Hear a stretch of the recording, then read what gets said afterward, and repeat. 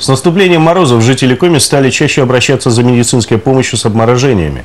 По словам врачей, большинство пациентов – лица без определенного места жительства, любители спиртных напитков и дальнобойщики. Евгений Ракин побывал в Эжвинской больнице Сыктывкара. Было холодно, спешил, спрыгнул с машины, подвихнул ногу, получается, сломал. А ремонт в чем заключался? Контакт с холодными деталями? Да, железом. Ну что там, внутри двигателя или колесо? Да, двигатель заглох, может, солярка плохая была.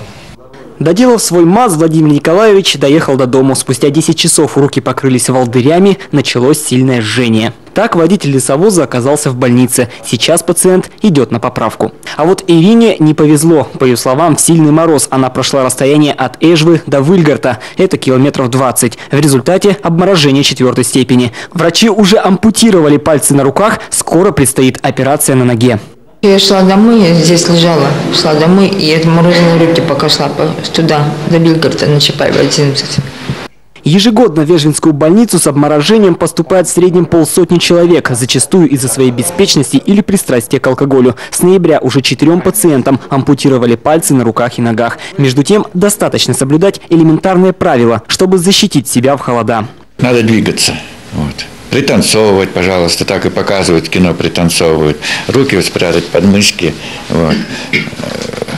Укрыться от ветра, если там проветривается, потому что на ветру человек больше охлаждается.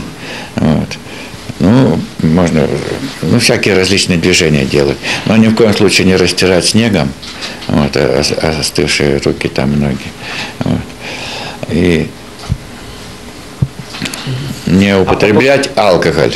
По прогнозам синоптиков, морозы в республике сохранятся до конца недели. Впрочем, аномальные холода накрыли всю территорию страны.